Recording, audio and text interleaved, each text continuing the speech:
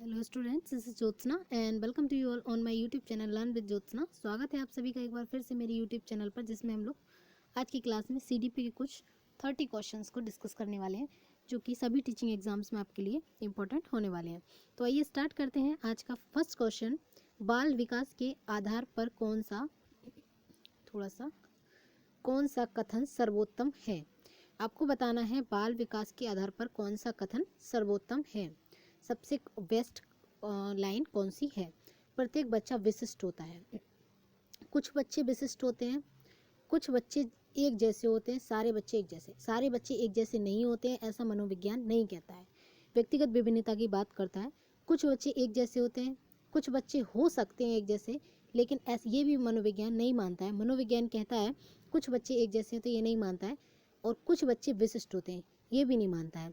मनोविज्ञान मानता है, साइकोलॉजी कहता है कि प्रत्येक बच्चा विशिष्ट होता है। किसी बच्चे में सिंगिंग की बहुत अच्छी क्वालिटी होती है, कोई बच्चा डांसिंग बहुत अच्छी कर लेता है, कोई बच्चा फिजिकल एक्टिविटी बहुत अच्छी कर लेता है, यानी कह सकते हैं दौड़ कूदना ये सब चीज़ें कर लेता है, कोई बच्चा रीडिंग बहुत अच्छी कर लेता है। तो ये सब व्यक्तिगत विभिन्नता, मतलब सबके अंदर एक एक अलग अलग क्वालिटी देके भगवान ने भेजा, यानी option number A is the correct answer. Next question है हमारा, बच्चा किस प्रकार अधिगम करता है। क्वेश्चन नंबर 2 है हमारा, बच्चा किस प्रकार अधिगम करता है, यानी लर्निंग किस टाइप से करता है बच्चा। प्रश्न पूछकर बिल्कुल नहीं, प्रश्न पूछकर तो वो अपनी जिज्ञासा को शांत करता है। विचार विमर्श कर कर कन्वर्सेशन करके सीखता है, बट सीखता है लेकिन अकेले कन्वर्सेशन से ही नहीं सीखता, विचार विमर्श कर। पुस्तकें पढ़कर, हाँ पुस्तकें पढ़कर भी करता है, लेकिन अकेले पुस्तकें पढ़कर ही नहीं करता है। ये सभी कई प्रकार से सीखते हैं। कभी कभी बच्चा क्लास में एक दूसरे से बातचीत करके बहुत सी चीज़ें डिस्कस करके सीख लेता है, तो वो डिस्कशन हो जाएगा। कभी कभी वो क्वेश्चनिंग पूछ के, कोई चीज़ नहीं आ रहा तो क्वेश्चन पूछ के कर लेता है, बुक्स पढ़ के, ना यानी सभी तरीके से वो करता है। तो option number 4 is the right answer. Next question है हमारा, भूख और प्यास। ये भूख और प्यास क्या है। भूख और प्यास ये है अर्जित, अर्जित नहीं कि भाई जब हम जब पैदा हुए थे तभी से हमें भूख लगती थी और तभी हमें प्यास लगती थी, तो ये अर्जित नहीं है। हमने अर्जित नहीं किए, समाज से अर्जित नहीं किए, हम पैदा हुए थे तभी लगते हैं। सामाजिक भी नहीं है, समाज से इनका कोई लेन देन नहीं है। व्यक्तिगत भी नहीं है, एक व्यक्ति को नहीं लगती, सभी को लगती है। तो ये क्या है, हमारे जन्मजात है। जन्म से हम जब पैदा हुए थे तभी हमें भूख और प्यास लगने लग गई थी, है ना। नेक्स्ट क्वेश्चन है, एक बच्चे की बुद्धि लब्धि 90 से 110 है। 90 से 110 वाले बुद्धि वाले बालक कौन से होते हैं। मैंने आपको कई बार बताया 90 से 110 सामान्य बुद्धि बालक होते हैं, ये बिनी टर्मर ने कहा है। नेक्स्ट क्वेश्चन है हमारा, अधिगम अक्षमता। अधिगम अक्षमता, डिसलेक्सिया किसकी बात करता है।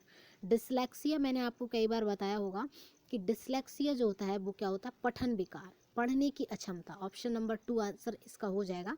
और लेखन क्या होती है आपकी, ये होती है आपकी डिसग्राफिया, ग्राफिया यानी लिखना, और डिसलेक्सिया क्या होता है आपका, पढ़ने की अक्षमता। मान लीजिए कोई बच्चा वॉज को 100 पढ़ रहा है, 100 पढ़ रहा है किसको, वॉज को, तो ये क्या हो गई, उसकी लर्निंग डिसेबिलिटी हो गई।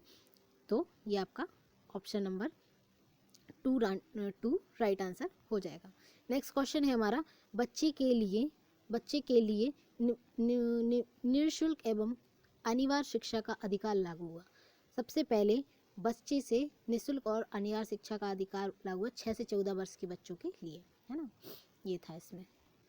नेक्स्ट क्वेश्चन है हमारा, प्याजे की कौन सी अवस्था जीववाद यानी ऑटो एनिमिज्म, एनिमिज्म इंग्लिश में आप इसको लर्न कर सकते हैं। प्याजे की कौन सी अवस्था है जो एनिमिज्म से है, एनिमिज्म यानी जीववाद से, तो ये हो गई आपकी संवेदी गामक यानी sensory motor stage. Option number 1 is the right answer. Next question है हमारा, नेक्स्ट क्वेश्चन है हमारा, पिछड़ा बालक, थोड़ा सा छोटा कर लें क्वेश्चन को, हाँ जी।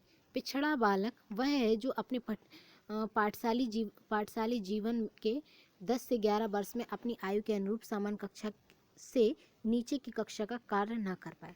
यानी ये लोग कह रहे हैं कि पिछड़ा बालक वह बालक होता है कि जो अब जैसे मान लीजिए बच्चा 8th में है और वो 7th के सिलेबस को सॉल्व नहीं कर पा रहा है, 7th और 5th की चीज़ों को वो नहीं जानता है। तो ये कथन किसका है, सिरिल वर्ट ने कहा है ऐसा कि पिछड़ा बालक वह है जो पाठशाली जीवन में मध्य 10-11 वर्ष में अपनी आयु के अनुरूप सामान्य कक्षा से नीचे की कक्षाओं की चीज़ों को सॉल्व नहीं कर पा रहा है, ठीक है। तो ये बात हुई। नेक्स्ट क्वेश्चन है हमारा, अभिक्रमिक अनुदेशन, अभिक्रमिक अनुदेशन के प्रतिपादक कौन है? ये आपके अभिक्रमिक अनुदेशन के प्रतिपादक है स्किनर। कौन है? स्किनर, यानी ऑप्शन नंबर 3 राइट आंसर हो जाएगा। नेक्स्ट क्वेश्चन है हमारा, हाँ जी, नेक्स्ट क्वेश्चन है हमारा, लिंग है शारीरिक संरचना? बिल्कुल नहीं, शारीरिक संरचना को हम लोग साइकोलॉजी में नहीं कहते हैं इसको। जैविक सत्ता, जीव लोग इस पे सत्ता भी नहीं कर सकते कि भाई लड़का हो तभी तुम ऐसा करोगे, लड़की हो तो तुम ऐसा करोगे, घर में रहोगे। सहज गुण, ये भी नहीं। ये सामाजिक संरचना, सामाजिक संरचना क्यों है? क्योंकि ये सब समाज ने बनाया है कि भाई लड़के क्या होते हैं, लड़के कमाने के लिए जाते हैं और लड़कियां घर में रहती हैं। मतलब कहते हैं पर्दा, सर पे पर्दा रख के औरतें, लेडीज़ें घर में रहती हैं। तो ये समाज ने कुछ रूढ़ियाँ बनाई हैं। कल्चर में तो ऐसा, और संस्कृति में परंपराएं कुछ प्राचीन चली आ रही हैं, तो उनकी वजह से ये सब चल रहा है। बाकी भगवान ने सबको एक ही तरीके से बनाया है ना। ये तो हो गया आपका ऑप्शन नंबर 2। नेक्स्ट क्वेश्चन है, बुद्धि के जी कारक को जन्मजात कारक माना जा गया है थर्स्टन ने। स्पीयरमैन ने कुछ 2 कारक बताए थे, मैंने कई बार बताया, जी कारक और एस कारक। स्पेसिफिक यानी कुछ स्पेशल गुण होता है किसी न किसी में, और जनरल गुण तो सभी में होते हैं, यानी जीवन यापन करने की क्षमता सभी में होती है। नॉर्मल चीज़ें, सुनना, खाना पीना, खाना बनाना, छोटी छोटी नॉर्मल चीज़ें सभी लोग कर लेते हैं, बट कोई किसी कार्य में दक्ष होता है, स्पेशल होता है, तो वो जी फैक्टर होता है, ये स्पीयरमैन कहते हैं। नेक्स्ट क्वेश्चन है हमारा, आंतरिक संभाषण का संप्रत्यय किसने दिया था? आंतरिक संभाषण, इंटरनल, यानी इंटरनल संभाषण की बात किसने करी थी? ये वाइगोत्स्की ने करी थी, है ना। ये एक, इसको हम लोग क्या बोलते हैं, प्राइवेट स्पीच भी बोलते हैं ना, शायद प्राइवेट स्पीच की बात करते हैं वाइगोत्स्की। और एक इसी को बोलते हैं, प्याजे बोलते हैं इसको, क्या, अहम वार्ता। अहम वार्ता यानी खुद से बच्चा बात कर रहा है, फालतू की चीज़ है, जबकि वाइगोत्स्की इसको इम्पोर्टेंस देते हैं। नेक्स्ट क्वेश्चन है हमारा, कक्षा में बच्चों को सीखने के लिए अभिप्रेरित करने के लिए शिक्षक को बढ़ावा देना चाहिए। कक्षा में बच्चों को सीखने के लिए अभिप्रेरित करने में शिक्षक को बढ़ावा देना चाहिए। शिक्षक को क्या करना चाहिए? प्रतिस्पर्धा नहीं, बिल्कुल प्रतिस्पर्धा टीचर का काम नहीं है। प्रतिभाशाली बच्चों की प्रशंसा नहीं, सभी को इक्वल समझिए, समान समझिए। समावेशी शिक्षा भी यही कहती है। पुरस्कार देना, प्रतिभाशाली बच्चों को पुरस्कार सीखने के लिए अभिप्रेरित करने के लिए बच्चों को बढ़ावा देना चाहिए। पुरस्कार देना, सीखने की उचित स्थिति और वातावरण का सृजन करना, ये गलत है। इसका आंसर हो जाएगा आपका, सीखने की उचित स्थिति और वातावरण का सृजन करना चाहिए। ऑप्शन नंबर 4 राइट आंसर हो जाएगा। नेक्स्ट क्वेश्चन देखिए, थोड़ा सा छोटा कर लें इस क्वेश्चन को, हाँ जी।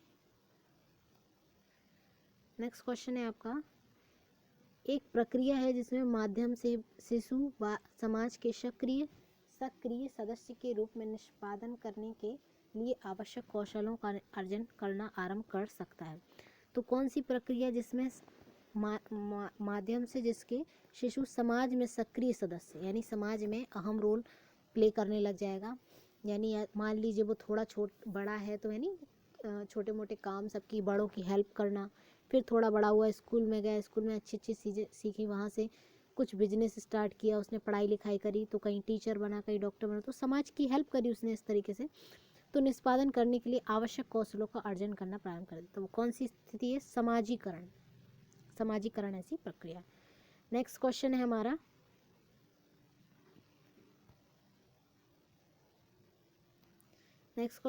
सृजनात्मकता की पहचान के लिए ने अनेक परीक्षणों का निर्माण किया।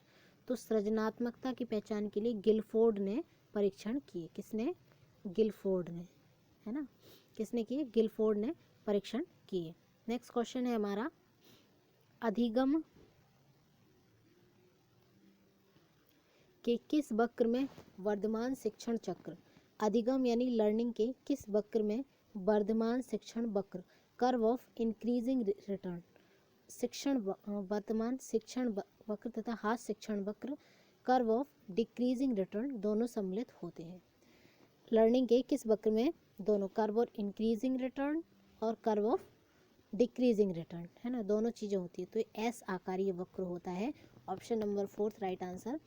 ऐसा वक्र जिसमें कर्व ऑफ इंक्रीजिंग रिटर्न और कर्व ऑफ डिक्रीजिंग रिटर्न दोनों होते हैं, वो कौन सा होता है? ऐसा आकारीय वक्र। नेक्स्ट है हमारा, सीखने के प्रक्रिया का प्रथम सोपान क्या है? सीखने के लिए सबसे पहले पाठ पुस्तकें नहीं चाहिए, रुचि तो ठीक ही है, अनुभव भी ज़रूरत नहीं है, बट सबसे पहले सीखने के लिए हमें जिज्ञासा यानी रेडीनेस, लॉ ऑफ रेडीनेस जिसकी बात थॉर्नडाइक करते हैं। अगर आप तत्पर नहीं हैं, आपको जिज्ञासा नहीं है सीखने के लिए, तो फिर आपको कोई कितना अच्छा भी पढ़ा दे, आप उसमें इंटरेस्ट नहीं लेंगे, रुचि तो बाद में जागृत होगी, है ना। पहले तो आप तैयार होइए कोई काम को करने के लिए। शिक्षाएं फ्रोवेल भाई इन्होंने किंडरगार्टन पद्धति दी थी, खेल खेल में बच्चों को सिखाना, है ना, बच्चों को खेल के द्वारा सिखाना, ये इनका किंडरगार्टन मेथड है ना। नेक्स्ट क्वेश्चन है हमारा, संवेग क्रियाओं का उत्तेजन है, संवेग क्रियाओं का उत्तेजक है ये कथन है, संवेग क्रियाओं का उत्तेजक है ये कथन गेल हॉर्ड ने दिया था, गेल डॉर्ड ने दिया था, संवेग क्रियाओं का उत्तेजक है ये गेल डॉर्ड ने कहा था। नेक्स्ट क्वेश्चन है हमारा,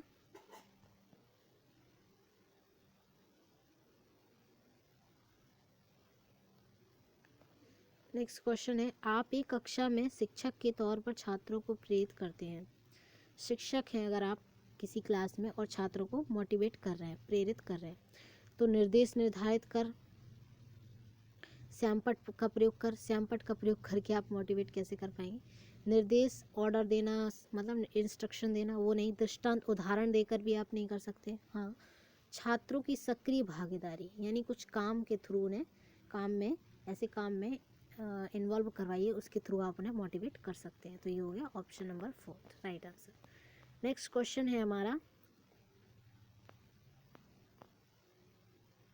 नेक्स्ट क्वेश्चन है, शैक्षिक रूप से मंदित बालक होते हैं, यानी एजुकेशनल रूप से मतलब कह सकते हैं कि जो बच्चे कमज़ोर हैं पढ़ने में उनको बोल रहे हैं, सृजनशील बिल्कुल नहीं हो सकते, जब वो मंदित है तो कैसे हो सकते, मंद बुद्धि बालक, मंदित को मंद बुद्धि बालक नहीं बोल सकते, अपराधी बालक भी नहीं हो सकते, पिछड़े बालक, मंदित का मतलब होता है पिछड़े, ना कि उनका दिमाग बुद्धिमंद है, ऐसा नहीं है, पिछड़ गए वो किसी कारणवश, या तो वो कोई आर्थिक कारण हो सकते हैं, फिर कोई सोशियोलॉजिकल कारण हो सकते हैं, कोई फिजिकल कारण हो सकते हैं।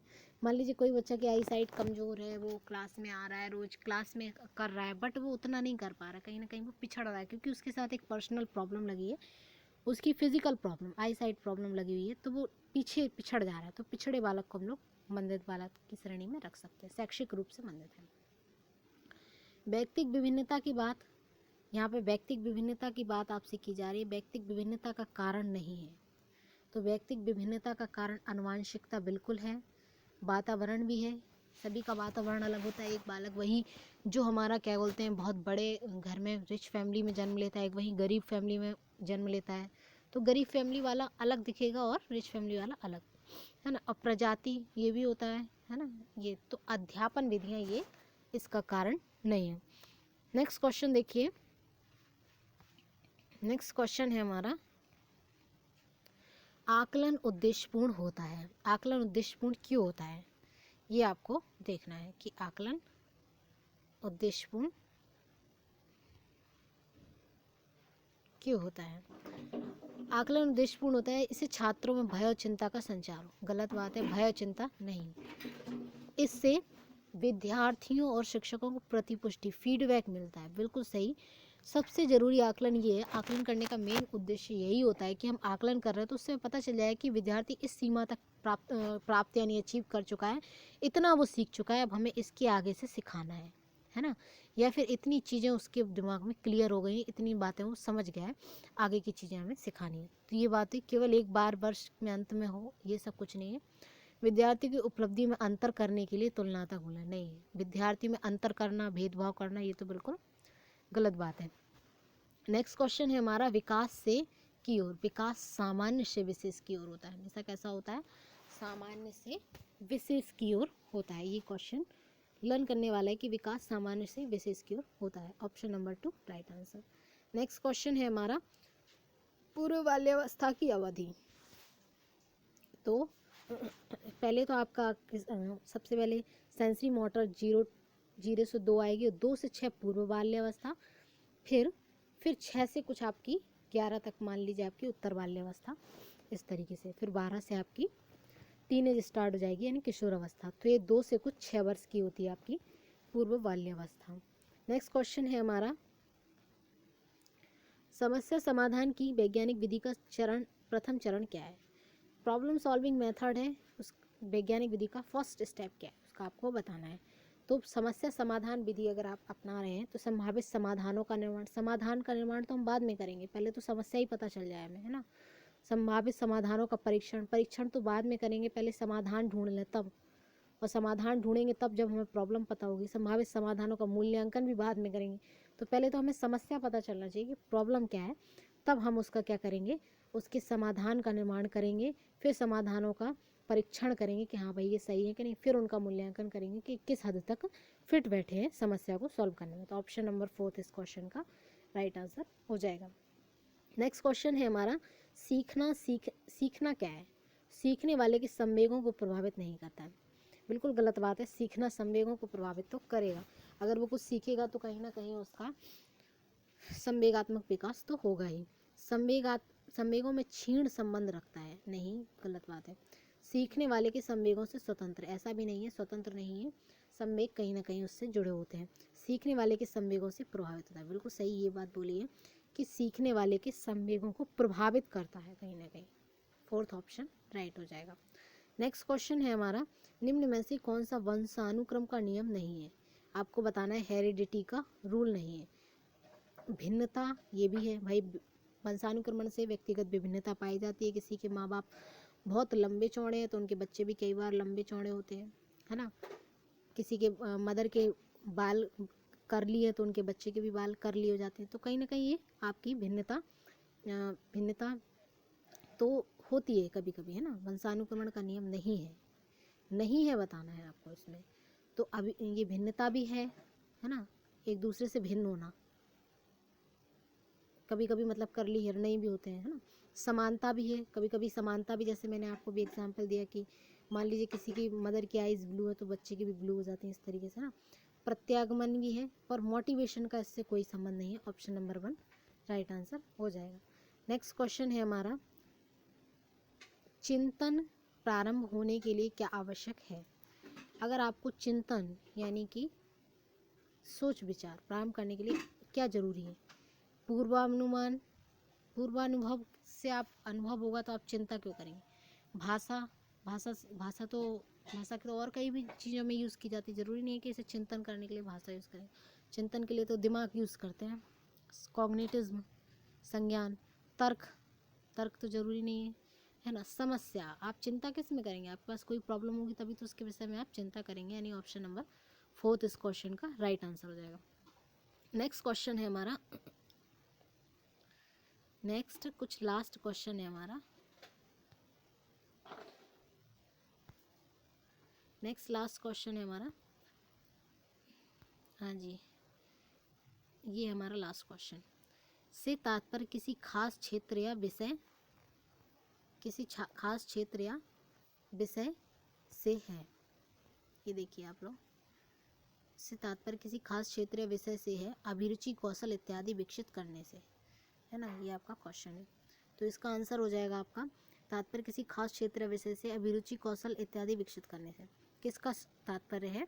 किसी खास स्पेशल क्षेत्र से, क्या क्षेत्र से, कि अभिरुचि कौशल और विकास विकसित करने के लिए। तो इसका संबंध है अभिक्षमता से, अभिक्षमता यानी क्षमता, है ना। तो ये कुछ आपके सामने 30 क्वेश्चंस हम लोगों ने डिस्कस किए हैं। आई होप ये क्लास आपके लिए यूज़फुल होने वाली है।